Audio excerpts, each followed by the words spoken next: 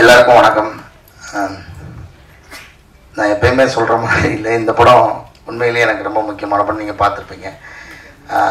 இந்த படம் நிறையா கொடுத்துச்சு. அதுக்கு முன்னாடி ஒரு நன்றியை சொல்லிடணும், எல்லாம் ஒரு ஃப்ளோவில் மறந்துடுவோம். எஸ்கே ப்ரொடக்ஷனுக்கும் சிவகார்த்திகேயன் பிரதருக்கும் ரொம்ப நன்றி. எப்போ ஒரு சாதாரண ஒரு 10 ரூபாய்க்கு தண்ணி பாட்டில் வாங்கினா கூட என்ன லேபிள் விட்டுருக்குன்னு பார்ப்போம். அந்த மாதிரி உள்ளுக்குள்ளே இருக்கிற ப்ராடக்ட் வந்து எவ்வளோ ஸ்ட்ராங்காக இருந்தாலும் மேலே விட்டுருக்கிற லேபிள் ரொம்ப முக்கியம். அந்த வகையில் எஸ்கே ப்ரொடக்ஷனில் ரிலீஸ் ஆகிறது எங்களுக்கு ரொம்ப பெருமையாக இருக்குது, எங்கள் டீமுக்கு. நான் நம்புகிறேன். இந்த படம் எனக்கு என்னோட வாழ்க்கையிலே ரொம்ப நெருக்கமான நிறைய விஷயங்களை வந்து தச்சு விட்டுருச்சு. நான் தான் ஃபஸ்ட் டைம் அவர் கமலக்கண்ணன் சார், அவருக்கும் நன்றி சொல்லிடுறேன். அப்புறம் நன்றி சொல்ல வந்துருப்பார். இந்த படத்தில் வாய்ப்பு கொடுத்ததுக்கு நன்றி ஐயா. ஒரு நாள் ஒரு காஃபி ஷாப்பில் அந்த கோவிடுக்கு அப்புறமா மீட் பண்ணலாம், ஒரு கதை ஒன்று இருக்குது நான் சொல்கிறேன் அப்படின்னு சொல்லி சொன்னார். அதுக்கு முன்னாடி அவர் எங்கள் செட்டில் ஆடும்போது பார்ப்போம், அவ்வளோதான். அப்போ அந்த கதை சொன்னோன்னே எனக்கு இது பயங்கரமாக உள்ளுக்குள்ளே ஏதோ ஒன்று நம்மளை வச்சு தச்சுக்கிட்டே இருக்குது, என்னை உள்ளே சேர்த்து வச்சுக்கிட்டே இருக்குது. அதில் ஒரு இன்சிடென்ட் இருக்குது, நான் அது பின்னாடி வரும்போது சொல்கிறேன். அப்புறம் இதுலேருந்து குரங்கு படல் வந்து கோவா ஃபெஸ்டிவலில் வந்து ஸ்க்ரீனில் செலக்ட் ஆகி அங்கே வந்து ஸ்க்ரீன் பண்ணப்போ ஒரு பயங்கரமான அப்ரிசியேஷன் கிடைச்சி. அப்புறம் ஒரு ப்ரெஸ் மீட்டு, அது மறக்க முடியாது.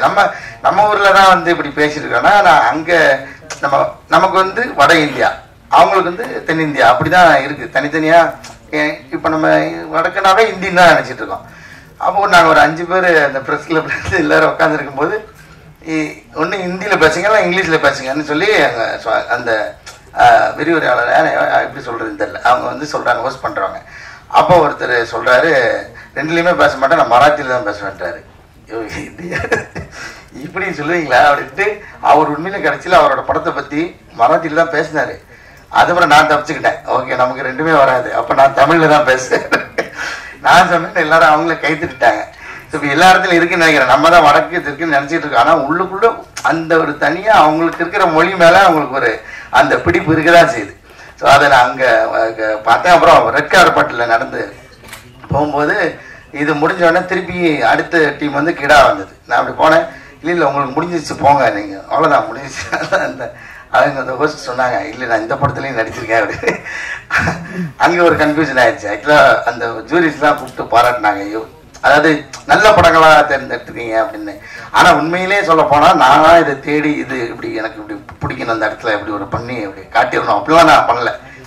யதார்த்தமாக அவங்க என்னை கூப்பிட்டு எனக்கு ஒரு வாய்ப்பு கொடுத்தாங்க. நான் இந்த இடத்துல வெங்கட்டு நன்றி சொல்லிக்கிறேன், கிடா டைரக்டருக்கும். அது மறக்க முடியாத மொமெண்ட்ஸ். அப்புறம் இதுக்குள்ளே இந்த படத்துக்குள்ளே நிறைய இடம் வந்து என்னையும் எங்கள் அப்பாவையும் வந்து கோர்த்துச்சு. எங்கள் அப்பா வந்து ஒரு கொத்தனாரு. அவர் வந்து அவரோட சம்பளத்தில் கொஞ்சம் கொஞ்சமாக மிச்சம் வச்சு ஒரு பழைய சைக்கிள் வாங்கி தான் ரெடி பண்ணார். இந்த படத்தில் இருக்கிற மாதிரியே ஒரு சைக்கிள் கடையில் ரொம்ப நாளாக ரிப்பேர் பார்க்காம கிடந்து போன ஒரு சைக்கிளை 150 ரூபா நினைக்கிறாரு. அந்த காசுக்கு வாங்கி தான் அதை ரெடி பண்ணி, அப்போ ஒரு 50 ரூபா என்னமா செலவாச்சு. அதை ரெடி பண்ணி அதில் தான் நாங்கள் சைக்கிள் கற்றுக்கிட்டோம். அதுக்கு முன்னாடி வாடகை சைக்கிள், அதுக்கப்புறம் தான் வாடகை சைக்கிள் எடுத்தோம். அது வாடகை சைக்கிள் ஓட்ட தெரியலன்னா கொடுக்க மாட்டாங்க, எனக்கு கீழே போட்டு உடச்சிரோன்ட்டு. இந்த சைக்கிளில் பழகிட்டு அதுக்கப்புறம் வாடகை சைக்கிள் எடுத்துலாம் ஓட்டினா. அது எல்லாமே நிறைய அனுபவம் வந்து எங்களுக்குள்ள இந்த கதைக்குள்ளே என்னை வந்து கோர்த்து தச்சிச்சு. அதில் இன்னும் மறக்க முடியாத ஒன்று வந்து, நான் வந்து நீங்கள் பார்த்துருப்பீங்க, அந்த சீன் சொல்லலாமான்னு தெரியல. ஓகே சொல்கிறேன். அந்த பையனை அக்கா வீட்டிலேருந்து கூப்பிட்டு வரும்போது, அந்த பொண்ணு வீட்டிலேருந்து அந்த பையனை வந்து கூப்பிட்டு வரும்போது ஒரு குச்சியை அப்படி உடைச்சிட்டு அடித்து தரத்துற மாதிரி ஒன்று இருக்கும். இது வந்து எனக்கு நடந்தது.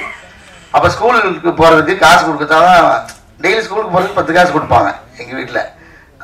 அதுக்கு ஏதாவது வாங்கிக்கிறதுக்கு அந்த மாதிரி நானும் எங்கள் அண்ணா, ஏன்னா எனக்கு இப்போ நான் 1வது 2வது படிக்கிறேன். அப்போ எனக்கு வந்து தனியாக ஸ்கூலுக்கு போக முடியாது. ஏன்னா எங்கள் ஊர்லேருந்து குளங்கோட்டைன்னு இன்னொரு ஊருக்கு போனோம் ஸ்கூலுக்கு. எங்கள் ஊரில் ஸ்கூல் கிடையாது. அப்போ நடந்து போனோம், ஒரு கம்மா எல்லாம் கிராஸ் பண்ணி கம்மாக்கரை ஒரு மலம் போனேன். தனியாக போகிறதுக்கு பயமாக இருக்குன்ட்டு இப்போ எங்கள் அண்ணனோட துணையோடு தான் வந்து அந்த ஸ்கூலுக்கு போய் ஆகணும். இது வந்து வேறு வழியே இல்லை. இப்போ என்னென்னா, அன்றைக்கி வந்து எங்கள் அப்பா வந்து காசு கொடுக்கல, இல்லை சில்லறை இல்லை, இப்போ இன்றைக்கி ஒரு நாளைக்கு போங்க நாளைக்கு பார்த்துக்கலான்ட்டார். இப்போது இவர் வந்து நீ போய் அந்த 2 10 காசையும் வாங்கிட்டு வந்தோம், அவனை கூட்டிகிட்டு போய் விட்டுட்டு போயிடுவான்றாரு. சரி ஒரு வழியில் திருப்பி போய் எங்கள் அப்பாட்ட இந்த மாதிரி சொல்லிட்டாண்ணே, நீ அந்த 10 காசு 2 பேரும் கொடுத்தா தான் நாங்கள் போவோம் அப்படின்னு. அவர் சொன்ன மாதிரி நான் சொன்னோன்னே அங்கேருந்து அந்த துண்டு, அந்த போட்டிருக்கிற துண்டு, அவர் எப்பயுமே துண்டு போட்டுப்பார் எங்கள் அப்பா. ஸோ அந்த துண்டை எடுத்துக்கிட்டு விரட்டினாரு. அப்படியே விரட்டும் போதே ஒரு கிட்டத்தட்ட ஒரு 3 கிலோமீட்டர் இருப்பாங்க. அங்கே பிடிச்ச ஓட்டம் ஸ்கூல் கேட்டு வரைக்கும் திரும்பி பார்க்காம ஓடினான். அப்போ ஒரு வந்து அந்த ஓட்டத்துக்கு காரணம் வந்து பின்னாடி வந்து துத்தி செடின்னு ஒரு செடி இருக்கும். அந்த செடியை உடைச்சி அந்த குச்சி எடுத்துட்டு வரட்டினாரு பாருங்க. அதில் அடிச்ச பயங்கரமாக வலிக்கும். ஆனால் அவர் அடிக்கல, எடுத்து உடைச்ச உடனே பிடிச்ச ஓட்டம் தான். 3 கிலோமீட்டர் தாண்டி ஸ்கூல் கேட்டில் போய் தான் நின்னான். அந்த மாதிரி நிறைய விஷயங்கள் வந்து இந்த படம் வந்து என்ன தச்சு வச்சிருச்சு உள்ள. அப்படிதான் எங்கள் அப்பா வீட்டில் இருந்த ஒரு சின்ன சின்ன குணாதிசயங்கள்லாம் இதுலையும் தெரிஞ்சுருக்காங்க. அப்புறமா பார்த்தா எங்கள் அப்பா எனக்கு ஒரு டீனேஜ்லாம் வந்ததுக்கப்புறம் எங்கள் அப்பா ரொம்ப ஃப்ரெண்ட் ஆகிட்டார். ஃப்ரெண்ட்னா பயங்கர ஜாலியான ஃப்ரெண்ட் ஆகிட்டார். அப்படியும் இவர் மாறிடுவார்னு நினைக்கிறேன். கடைசியில் அப்படி தான் மாறி இருப்பாரு. சைக்கிள் கற்றுக் கொடுக்குறாங்க. எனக்கு ரொம்ப முக்கியமான படம். ஒரு கோரிக்கையாகவே நான் வைக்கிறேன், இந்த படத்தை நீங்கள் எல்லாருக்கும் கொண்டு போய் சேருங்க அப்படின்னு. சேர்த்துருவீங்க, அது உங்கள் கடமையாக எடுத்துக்குவீங்கன்னு நம்புகிறேன். ரொம்ப நன்றி. தேங்க்யூ ஸோ மச் எல்லாருக்கும்.